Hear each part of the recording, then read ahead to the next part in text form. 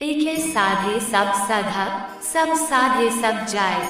रहीमन मूल ही सींचबो, फूले फले अगारा। संत रविदास जी कहते हैं कि सभी कामों को यदि हम एक साथ शुरू करते हैं तो हमें कभी उनमें सफलता नहीं मिलती है। ठीक उसी प्रकार यदि किसी पेड़ की एक एक टहनी और पत्ती को सींचा जाए और उसकी जड़ को सूखा छोड़ दिया जाए तो वह पेड़ कभी फल नहीं दे पाएगा। कर्म बंधन में बंध रहियो, फल की ना तज्जियो आस। कर्म मानुष का धर्म है, सद्भाग है रविदास।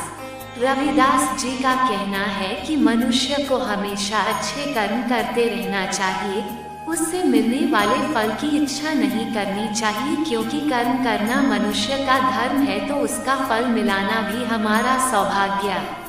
जाति जाति में जाति है जो केतन के पात, रैदास मनुष्य ना जुड़ सके जब तक जाति न जात। इस दोहे में संत रविदास जी कहते हैं कि केले के तने को छिला जाए तो पत्ते के नीचे पत्ता और पत्ते के नीचे पत्ता मिलता है और अंत में कुछ भी नहीं मिलता है। ठीक उसी प्रकार इंसान भी जातियों में बंट गया है। उनका कहना है कि इन जातियों ने इंसान को बांट दिया है, अंत में इंसान भी खत्म हो जाता है, पर जातियां खत्म नहीं होती है। संत रविदास जी कहते हैं कि जब तक जातियां खत्म नहीं होगी तब तक इंसान एक नहीं हो सकता है। जा देखे घेन उपजे, नरक कुंड में बास। प्रेम भगति सोहु धरे, प्रगटत जन रविदास।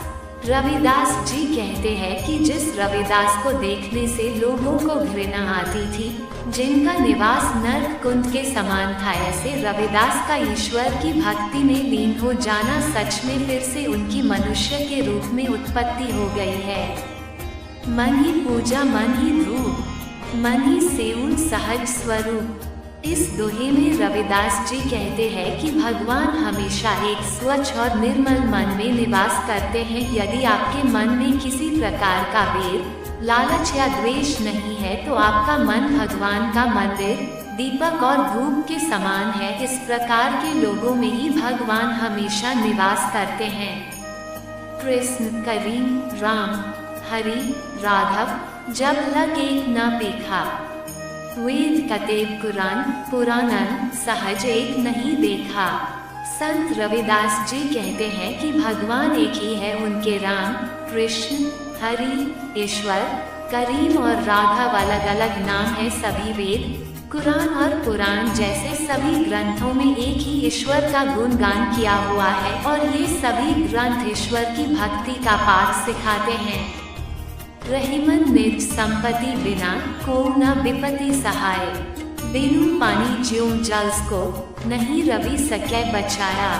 संत रविदास जी कहते हैं कि मुश्किल परिस्थिति व्यक्ति की सहायता कोई नहीं करता है, उस समय उसके द्वारा कमाई गई दौलत या संपत्ति ही उसके लिए सबसे मददगार होती है। ठीक उसी प्रकार सूर्य भी तालाब का पानी सूख जाने पर कमल को सूखने से नहीं बचा सकता है। हरी सा हीरा छांट के करे आन की आस, ते नर जमपुर जाहेंगे सद्भाषाए रविदास। इस दोहे में संत रविदास जी कहते हैं कि जो लोग हीरे जैसे बहुमूल्य हरि को छोड़कर दूसरी चीजों की आशा रखते हैं, उन लोगों अवश्य ही नरक में जाना पड़ता है। अर्थात ईश्वर की भक्ति को छोड़कर इधर उधर भटकना बिल्कुल व्यर्थ है। कह रविदास तेरी भगति दूरी है, भाग बड़े सो पावे। तजी अभिमान नची आपा पर, पिपिरा खावे चुनी खावे।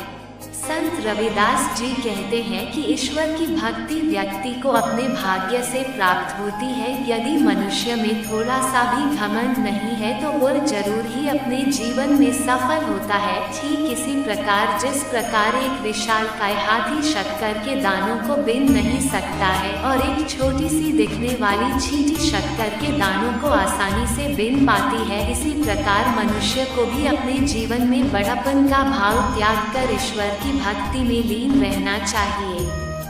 ब्राह्मण मत पूछिए जो होवे गुणहीन, पूछिए चरण चंडाल के जो होवे गुण प्रवीण। इस दोहे में संत रविदास जी कहना चाहते हैं कि किसी को सिर्फ इसलिए नहीं पूजना चाहिए कि वो किसी पूजनीय पद पर है। यदि उस व्यक्ति में उस पद के अनुसार पूजनीय गुण नहीं है तो उसे नहीं पूजना चाहिए। यदि कोई ऐसा व्यक्ति है जो किसी पूजनीय पद पर तो नहीं है पर उसमें पूजनीय गुण है तो उसे अवश्य ही पूजना चाहिए। मन चंगा तो कठौती में गंगा। इस दोहे में रविदास जी कहना चाहते हैं कि जिसका मन पवित्र होता है उसके बुलाने पर माँ गंगा भी एक कठौती में भी आ जाती हैं। यहाँ पर कठौती से मतलब चमड़ा भिगोने के लिए पानी से भरे पात्र से है।